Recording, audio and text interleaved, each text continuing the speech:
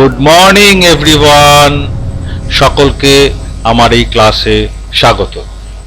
আগের ক্লাসেই আমি বলেছিলাম যে এপিসোড নাম্বার 3-এ একটি নতুন চ্যাপ্টার আপনাদের কাছে নিয়ে আসব এবং চলে এসেছি এপিসোড নাম্বার 3-এ একটি নতুন আকর্ষণীয় চ্যাপ্টার নিয়ে।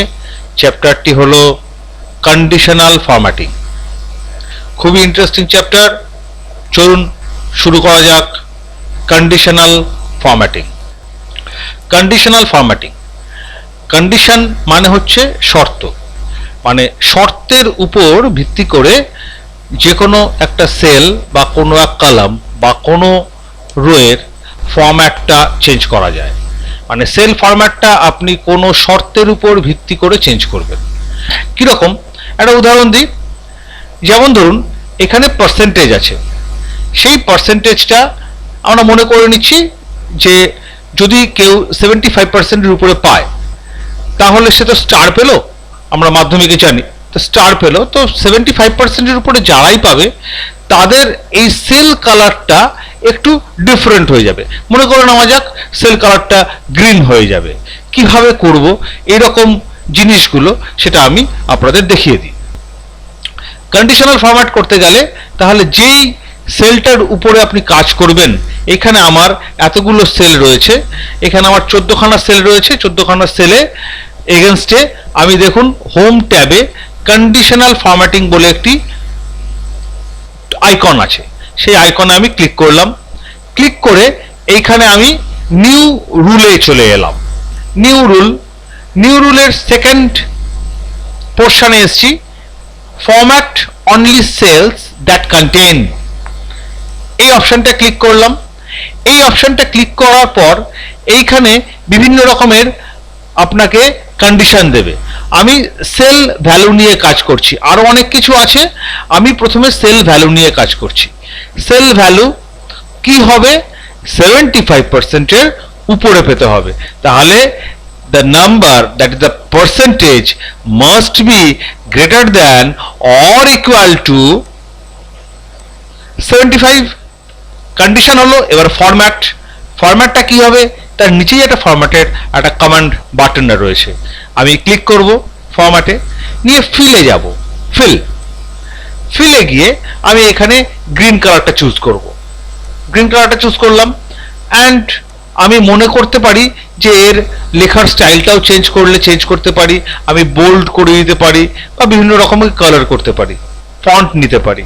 আমি জাস্ট ওকে করলাম অ্যান্ড ওকে করলাম। দেখুন কি হলো।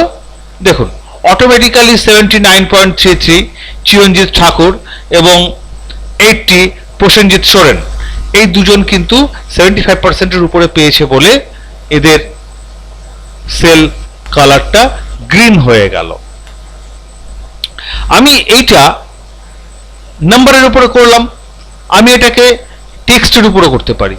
কিরকম? যেমন ধরুন কারোর বাড়ি শান্তিনিকেতনে, মানে আমার এখানে 14 জন স্টুডেন্ট রয়েছে, বাড়ি বিভিন্ন জায়গায়, অ্যাড্রেস কলামটায় দেখতে পাচ্ছেন আপনি। তো আমি দেখতে চাইছি যে শান্তিনিকেতনে কারা কারা থাকে। এখানে 14 জন আজকে দেখতে পাচ্ছেন, এখানে 1400 জনও থাকতে পারতো। তো সেক্ষেত্রে শান্তিনিকেতনে যারা থাকে তাদের কালারটা আমি ইয়েলো করে দেবো। দেখা যাক। তাহলে আমি শান্তিনিকেতনের এই সেলগুলোকে আমি চুজ করলাম। কন্ডিশনাল ফরম্যাটিংয়ে গেলাম, নিউ রুলে গেলাম, ফরম্যাট অনলি সেলস দ্যাট কন্টেনে গেলাম। এইখানে লিখলাম স্পেসিফিক টেক্সট। সেল ভ্যালুর নিচে স্পেসিফিক টেক্সট লিখলাম। কন্টেইনিং, এখানে অনেক রকম আছে, containing, not containing, beginning with, ending with, বিভিন্ন রকমের আপনি এখানে কন্ডিশন ইউজ করতে পারেন। আমি কন্টেইনিং করলাম অ্যান্ড আমি এইখানে কি কন্টেইন করবে? শান্তিনিকেতন, SANTINIKETAN, শান্তিনিকেতন লিখে দিলাম। কন্ডিশন হয়ে গেল আমার। এইবার আমি কি করব? ফরম্যাটে যাব। ফরম্যাটে গিয়ে আমি কি করব? ফিলে আমি কিভাবে ওটাকে আইডেন্টিফাই করব? ইয়েলো কালার দিয়ে। আমি ইয়েলো কালারটা দিয়ে দিলাম, দিয়ে ওকে করে দিলাম অ্যান্ড ওকে করে দিলাম। দেখুন শান্তিনিকেতন সকলেই একটা ইয়েলো কালারে আপনি দেখতে পাচ্ছেন। দু রকম গেল, 3 রকম। 3 নাম্বার আসছে আমি একটা আমি করলাম নাম্বারের উপর, একটা করলাম টেক্সটের উপর, আর একটা আমি করব ব্ল্যাঙ্ক এবং নট ব্ল্যাঙ্কের উপর। এটা আপনার খুব কাজে লাগবে। মানে ধরুন কোনো সময় কোনো ডেটা এন্ট্রি কাজ করছেন, কে কে কোথায় কোথায় ফিল আপ হয়েছে আর যেগুলো ফিল আপ হয়নি সেগুলোকে আমি একটা কালার করে দিই, সো দ্যাট কোনগুলো ব্ল্যাঙ্ক রয়েছে সেগুলো আমি ইজিলি আইডেন্টিফাই করতে পারবো। বেশ, দেখুন জিনিসটা দেখলেই খুব ভালো বুঝতে পারবেন আপনি।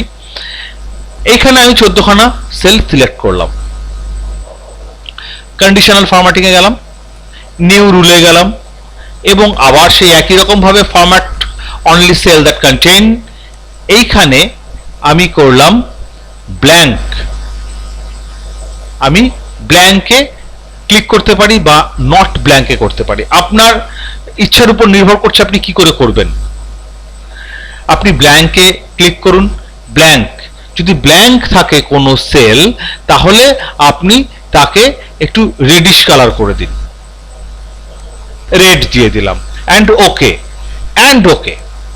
দেখুন আপনার কালারটা এখানে ব্ল্যাঙ্ক কালার, ব্ল্যাঙ্ক যে সেলগুলো রয়েছে সেই সেলগুলো লাল হয়ে গেছে। এইবার এখানে ফিজের যেহেতু সেল, মনে করে নেওয়া যাক সালমান বেরা বলে যেই স্টুডেন্টটি রয়েছে সেই স্টুডেন্টটি ফিজ দিয়েছে, মানে আমি ইয়েস করলাম, YES। এটা ইয়েস করার পর কি হলো, দেখুন আমার লাল কালারটা উঠে গেল, কারণ ইয়েস লেখার পরই সেলটা কিন্তু আর ব্ল্যাঙ্ক রইল না, সেলটা কোনো না কোনো ওয়ার্ডে ফিল আপ হলো। এরকম ভাবে আপনি ব্ল্যাঙ্ক সেল এবং নট ব্ল্যাঙ্ক সেলগুলোকে আইডেন্টিফাই করতে পারেন, এবং যদি কেউ ব্ল্যাঙ্ক দিয়ে থাকে তাহলে সেটাকে সঙ্গে সঙ্গে আপনার চোখে পড়বে এবং তার এগেনস্টে আপনি যা অ্যাকশন নেওয়ার নিতে পারেন। এটা গেল একরকম। আর একটা জিনিস আপনাদের দেখিয়ে দিই, সেটা খুব প্রিডিফাইন্ড আপনার কাছে থাকবে, আছে আর কি অ্যাকচুয়ালি। সেখানে কি হচ্ছে যে এইখানে যে দেখুন টোটালটা রয়েছে, এই টোটালটা একটা রুলস রয়েছে, একটা স্কেল রয়েছে, সেই স্কেলে আপনি কিন্তু সেটাকে আনতে পারেন। কিরকম দেখুন, এইখানে যেগুলো বেশি নাম্বার সেগুলোকে গ্রিন করে দিন, আর যেগুলো কম নাম্বার সেগুলোকে রেড করে দিন। নর্মালি আমাদের এগুলো বিভিন্ন রকম টার্গেট আর অ্যাচিভমেন্টের ক্ষেত্রে কাজে লাগে। এখানেও আমি খুব সেরকম ভাবে করতে পারি যে মার্কশিটে যে বেশি নাম্বার পেয়েছে তাকে আমি গ্রিন করে দিলাম, যে কম নাম্বার পেয়েছে তাকে আমি গ্রিন করলাম, বা ভাইস ভার্সা, আমি যে বেশি নাম্বার পেলো তাকে রেড আর যে কম নাম্বার পেলো তাকে গ্রিন। এখানে বিভিন্ন রকমের শেড রয়েছে, আপনি দেখতে পাচ্ছেন। যেই শেডটা আপনার পছন্দ সেই শেডও আপনি এখানে দিয়ে দিতে পারেন। এইভাবে আপনি ইউজ করতে পারেন, কন্ডিশনাল ফরম্যাটিংটা আপনি ইউজ করতে পারেন। আমার ক্লাস যদি আপনার ভালো লাগে তাহলে আপনি অবশ্যই সাবস্ক্রাইব করবেন এবং লাইক করবেন। ধন্যবাদ, ভালো থাকুন।